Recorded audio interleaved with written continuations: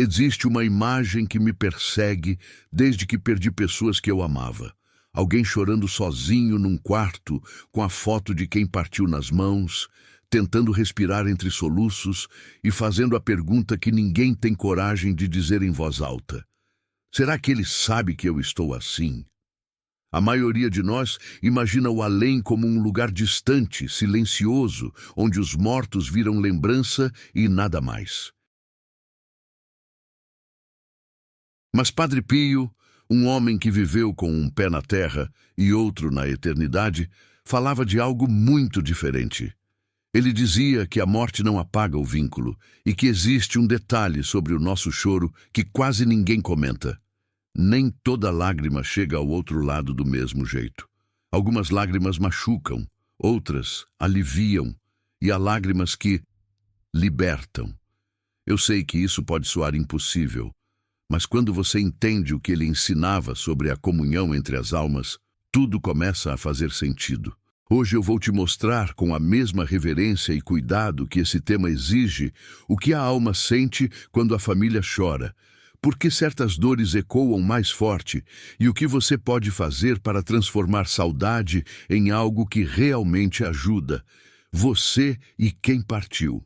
Antes de eu continuar, se inscreve no canal e ativa o sininho, porque aqui eu falo desses mistérios com respeito e profundidade, sem banalizar a sua dor.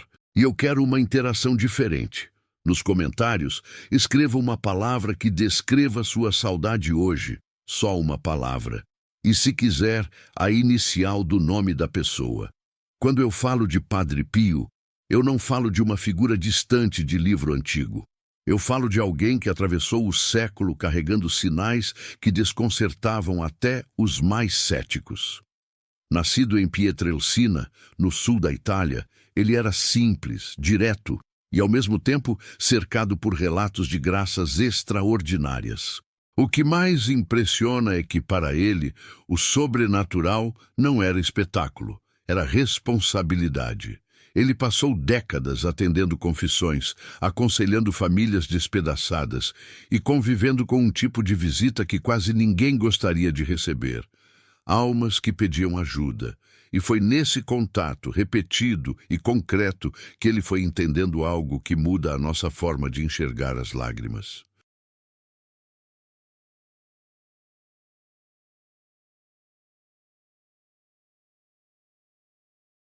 Padre Pio ensinava que morrer não é virar nada, é sair do modo como a gente percebe as coisas aqui e entrar numa realidade onde o amor fica mais nítido, porque perde as distrações do corpo e do orgulho. Só que essa nitidez tem um preço. Tudo o que é verdadeiro aparece com mais força, inclusive o amor que ficou na terra. Por isso, quando a família chora, a alma não recebe apenas o som do choro, como se fosse uma mensagem comum. Ela percebe a intenção por trás dele. Padre Pio explicava que existe um choro que nasce do amor e vira oração, mesmo quando a boca não reza nada. E existe um choro que nasce do desespero e vira uma espécie de nó, porque carrega revolta, culpa ou apego que não quer soltar. Esse é o detalhe que quase ninguém conta. Não são as lágrimas em si que chegam ao outro lado, mas aquilo que as lágrimas estão dizendo sem palavras.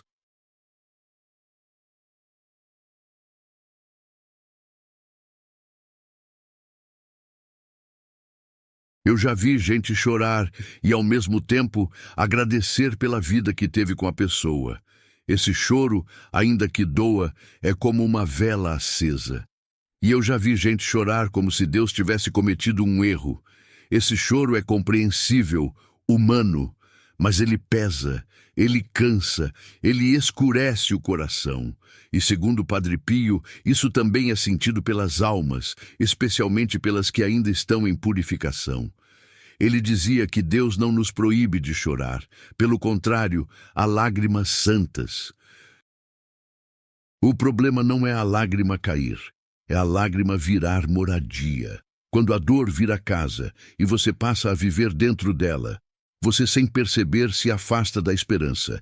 E é exatamente isso que mais machuca quem te ama do outro lado. não poder te abraçar e, ao mesmo tempo, te ver se perdendo na tristeza. Padre Pio usava uma comparação forte. É como se a alma dissesse: eu estou sendo cuidada por Deus, mas você está se deixando afogar. E isso dói mais do que a própria separação.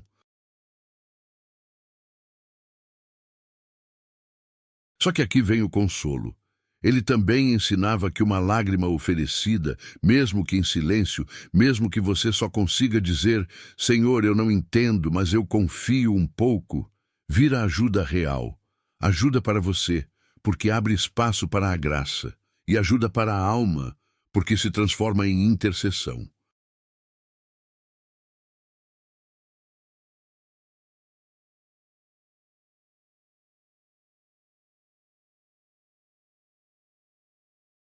Eu sei que muita gente pensa, mas como assim o meu choro pode ajudar alguém que já morreu? Padre Pio respondia com uma lógica simples: amor verdadeiro não é descartável, e Deus não desperdiça nada do que é oferecido com sinceridade. Se eu posso oferecer uma missa, um terço, uma esmola, eu também posso oferecer uma noite difícil, um dia pesado, uma saudade que aperta. Não é romantizar dor, é dar direção para ela. A saudade sem direção vira peso. A saudade oferecida vira ponte. E é por isso que antes de eu te explicar como isso acontece em cada estado da alma, purgatório e céu, eu quero que você guarde essa chave. Quando a família chora, a alma não sofre porque você chorou. Ela sente o amor e ela sente também se esse amor está virando esperança ou se está virando prisão.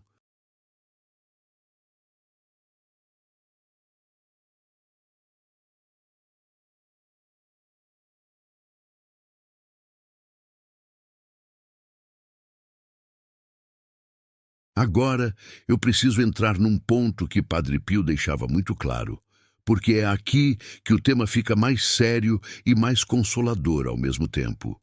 A alma sente de maneiras diferentes dependendo de onde ela está.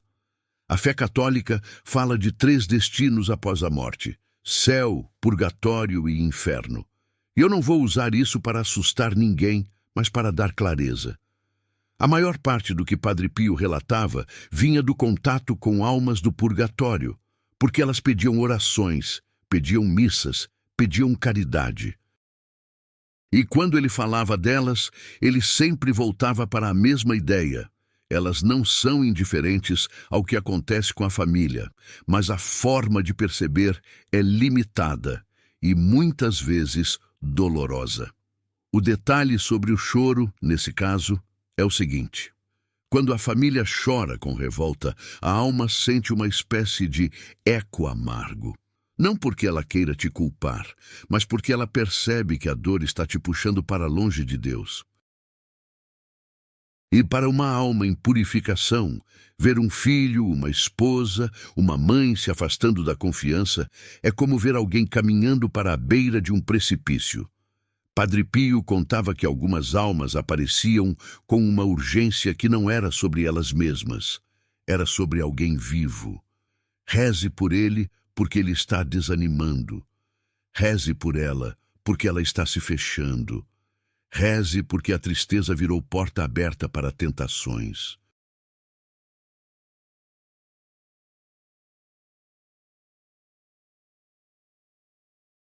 E aqui eu preciso dizer com cuidado.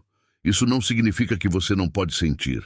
Significa que sua dor precisa de companhia. E essa companhia se chama Deus. Porque quando o choro se torna oração, a alma do purgatório sente alívio.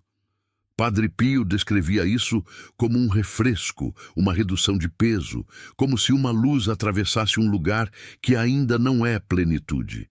E ele insistia: elas reconhecem quando alguém oferece o sofrimento por elas. Eu já vi pessoas que, em vez de dizer não aguento mais, começaram a dizer eu não aguento mais, mas eu te entrego isso. Parece pequeno, mas muda tudo.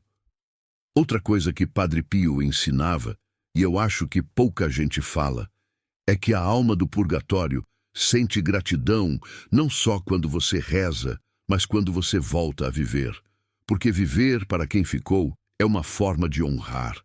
Quando você se levanta, trabalha, cuida da família, tenta sorrir de novo, não é traição, é fidelidade. O amor não acaba porque você respirou. E as almas se consolam ao perceber que a saudade não virou destruição. Padre Pio relatava casos em que uma alma aparecia não para pedir mais, mas para agradecer. Por uma missa, por um terço, por um gesto concreto de caridade. E aqui eu quero te propor uma imagem. Pense na sua lágrima como água. Se ela cai no chão e fica ali, vira poça e atrai mais peso. Se ela é colocada num cálice, mesmo que você só diga por ele e por ela, vira oferta. E oferta, no vocabulário da fé, não é poesia, é ato espiritual. Mas existe outro lado. Às vezes o choro da família nasce da culpa. Eu devia ter feito mais. Eu devia ter dito. Eu devia ter sido diferente. Padre Pio era muito firme com isso. Culpa que não vira conversão é armadilha. Ele orientava as pessoas a confessarem quando necessário, a repararem quando possível e depois a descansarem em Deus. Porque a alma não quer te ver se punindo, ela quer te ver se transformando. E se você quer um detalhe prático que combina com o título, é esse. Padre Pio dizia que o choro que mais dói para a alma não é o choro da saudade, é o choro da desesperança. A saudade é prova de amor. A desesperança é como um corte no fio que liga você ao céu. Por isso, se hoje você chora, chore. Mas tente, nem que seja por um minuto, transformar esse choro em uma frase simples. Senhor, cuida dele. Senhor, cuida de mim.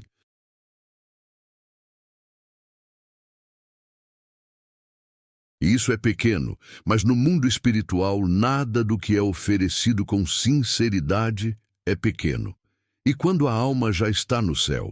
Aqui o ensinamento de Padre Pio fica ainda mais surpreendente, porque ele dizia que no céu o amor não diminui, ele ganha força e pureza. A pessoa não vira um espectador distante, ela se torna em Deus uma presença intercessora. Só que o modo como ela sente o seu choro é diferente do nosso modo humano. Eu vou explicar do jeito que ele costumava fazer. Quem está no céu vê com a perspectiva de Deus, e isso muda a relação com a dor. Eles não ficam em pânico com o que te acontece, porque conhecem a promessa, conhecem a vitória final, conhecem o sentido que a gente aqui ainda não enxerga inteiro. Mas isso não significa frieza, significa confiança. Então, quando você chora, a alma no céu sente o seu amor e sente a sua fragilidade e responde não com desespero, mas com intercessão. Padre Pio dizia que muitas graças que chegam sem barulho, uma força inesperada para levantar da cama, uma coragem para perdoar, uma luz interior na hora de escolher o certo, podem vir dessa intercessão. E aqui entra um detalhe lindo. Às vezes, a alma no céu sente o seu choro como um chamado para te aproximar mais de Deus, não como um pedido para você prender a pessoa aqui.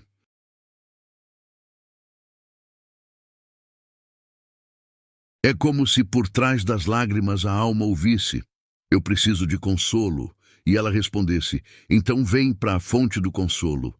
Eu sei que isso pode parecer abstrato. Então eu vou te colocar numa cena. Você está sozinho, a noite fica comprida, e de repente você lembra de uma frase da pessoa, ou sente vontade de rezar sem saber por quê, ou decide ligar para alguém que você não falava há tempos. Padre Pio diria que isso pode ser cuidado do céu acontecendo no cotidiano. Não como espetáculo, mas como direção. Agora eu preciso tocar num ponto que sempre vira polêmica: sinais. Eles podem se manifestar. Padre Pio era muito prudente. Ele afirmava que Deus pode permitir consolações, um sonho pacífico, uma coincidência carregada de sentido, um perfume que desperta uma memória e te coloca em oração. mas ele batia numa tecla que eu repito porque é proteção espiritual. Não se busca comunicação com mortos por meios ocultos, médiuns, sessões ou práticas semelhantes. Além de contrariar a fé católica, isso abre portas para enganos e perturbações. Padre Pio não alimentava curiosidade, ele alimentava confiança. E o detalhe sobre o choro, nesse contexto, é importante. Se você chora e fica obcecado por provas, você corre o risco de trocar a paz pela ansiedade. E a paz é muitas vezes o sinal mais verdadeiro. Ele dizia que quando uma consolação vem de Deus, ela não te deixa agitado, ela te deixa sereno, mesmo que ainda doa. É como se a saudade continuasse, mas a alma respirasse melhor. Eu gosto de pensar assim: o céu não precisa gritar para estar presente. O céu costuma sussurrar, e o sussurro do céu quase sempre te empurra para o bem. Rezar mais, perdoar, voltar à missa, procurar reconciliação, cuidar da família, abandonar um pecado que te prende. Se um sinal te empurra para medo, dependência, obsessão ou confusão, isso não tem o mesmo perfume espiritual. Padre Pio, quando via pessoas agarradas a esse tipo de busca, fazia uma pergunta simples: isso te aproximou de Deus ou te deixou mais inquieto? Porque o objetivo não é ter uma experiência extraordinária, é atravessar o luto sem perder a fé. E aqui está uma verdade forte: a alma no céu sente alegria quando você chora, e mesmo chorando, escolhe confiar. Essa escolha, por menor que pareça, é um ato de amor que honra quem partiu e te prepara para reencontro eterno. Não é apagar a dor, é dar sentido a ela. Depois de explicar o que a alma sente, Padre Pio sempre conduzia para a pergunta que realmente muda a vida: o que as almas desejam quando veem a família chorando? E ele não rodeava, elas desejam a salvação dos seus. Porque quando a pessoa atravessa a morte, ela entende com nitidez que sucesso, dinheiro, orgulho, rancor, tudo isso fica pequeno demais. O que permanece é o amor vivido em Deus.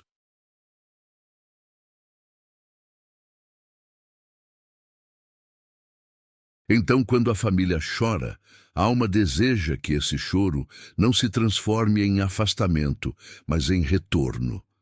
Retorno à oração, aos sacramentos, à vida limpa. Padre Pio falava de mães e pais que, do outro lado, se preocupavam menos com homenagens e mais com a alma dos filhos. E isso mexe comigo, porque a gente costuma medir amor por flor, por foto, por postagem. Mas do ponto de vista da eternidade, amor se mede por conversão. Ele dizia que há lágrimas que são sementes. Você chora e naquele mesmo dia decide se confessar. Você chora e toma coragem para perdoar alguém. Você chora e começa a rezar com seus filhos. Essas lágrimas, segundo ele, têm um valor que a gente só vai entender depois. Outro desejo recorrente das almas, que ele reforçava muito, era a reconciliação familiar. Quantas vezes uma perda revela brigas antigas, heranças, ressentimentos? Padre Pio via isso como um drama espiritual, porque o luto pode virar ocasião de cura ou de divisão definitiva. E aqui entra o detalhe que ninguém conta, aplicado à família. Às vezes, a alma sente o choro de um lado e, ao mesmo tempo, sente o orgulho do outro lado que não quer pedir perdão. E isso causa uma dor diferente, porque é uma dor de desperdício. Ele aconselhava: não espere uma data especial para consertar. Não use o luto como palco para acusações. Use como chamado para a humildade.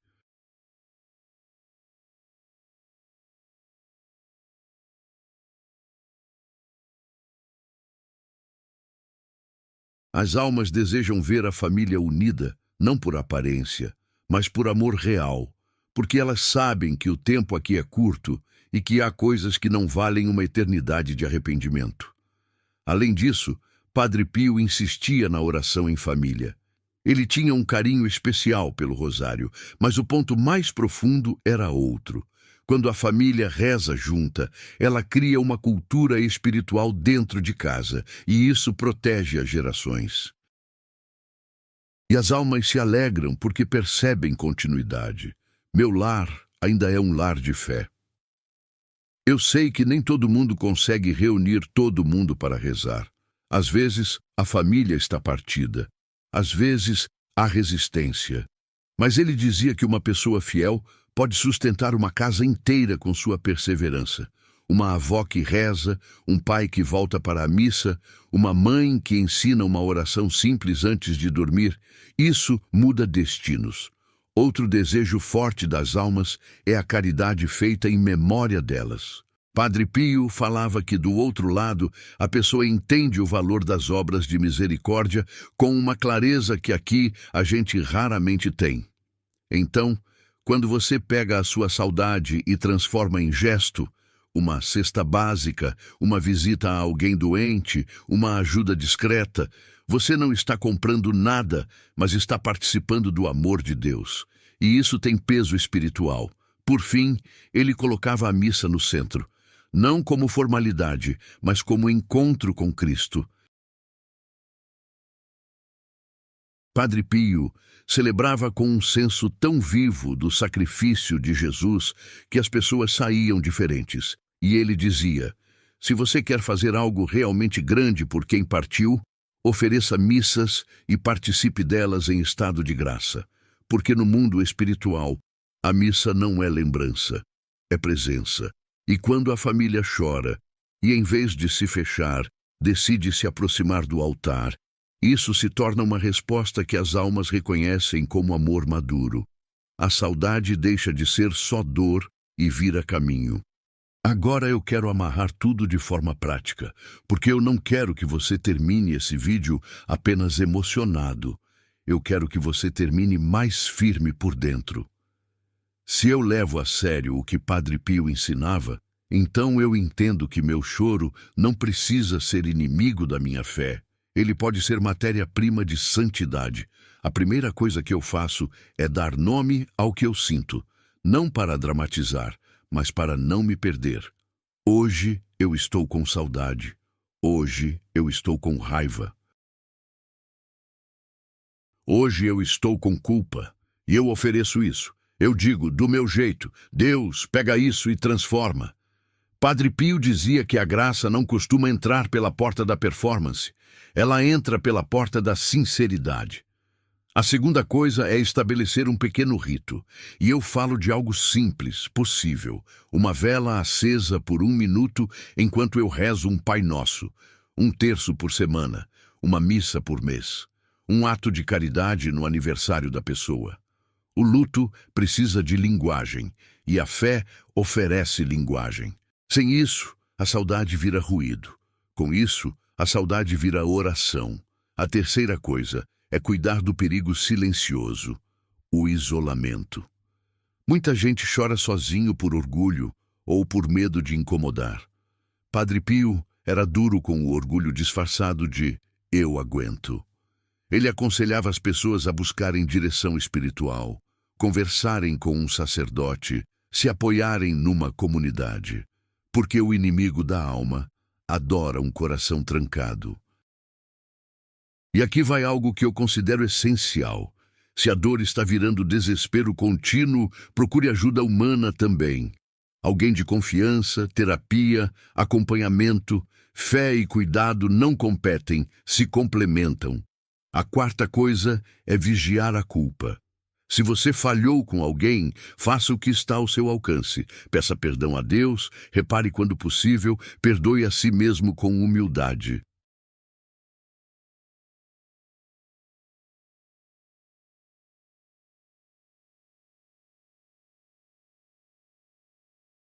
Padre Pio ensinava que Deus não quer que você faça do passado um tribunal eterno. Ele quer que você faça do passado uma escola. E a quinta coisa, a mais importante, é viver de modo que o reencontro seja possível. Parece forte dizer assim, Mas Padre Pio dizia exatamente isso. Não basta amar alguém que partiu, é preciso amar o céu o suficiente para caminhar até ele. Confissão, Eucaristia, oração diária, combate ao pecado, perdão, caridade. Isso não é moralismo, é destino. E quando eu vivo isso, algo muda inclusive no meu choro. Ele fica menos desesperado e mais cheio de esperança, porque eu entendo que a separação não é definitiva. Eu não estou apagando a pessoa. Eu estou caminhando para o lugar onde o amor não se perde.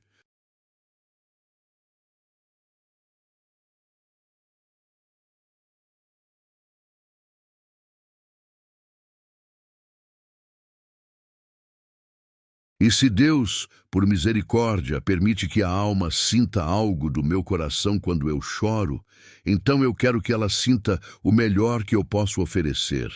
Um amor que sofre, mas não abandona Deus. Um amor que sente falta, mas não se revolta contra a promessa. Um amor que transforma lágrimas em ponte. Esse é o detalhe que ninguém conta e que Padre Pio fazia questão de proteger.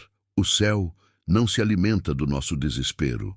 O céu se alegra quando a saudade vira esperança.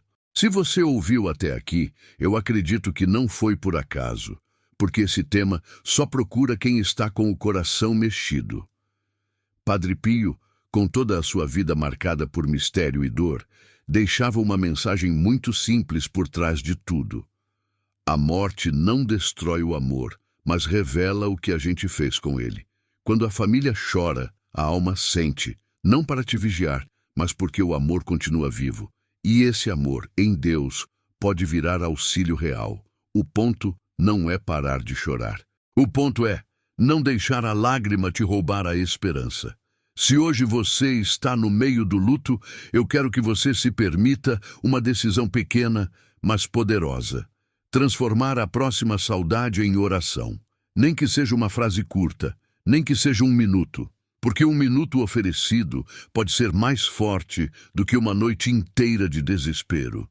E aos poucos você vai perceber algo. A dor não some de uma vez, mas ela muda de lugar. Ela sai da garganta e vai para as mãos. Mãos que rezam, que ajudam, que recomeçam. E isso, segundo Padre Pio, é o tipo de choro que chega ao céu como perfume. Se esse vídeo te abraçou de algum jeito, vem fazer parte do canal. Se inscreve e fica comigo nos próximos conteúdos, porque eu preparo cada tema pensando em quem precisa de paz. E agora me conta nos comentários o que sua saudade te ensinou. Compartilhe a sua história com a comunidade e, se gostou, envie este vídeo para alguém que esteja chorando em silêncio.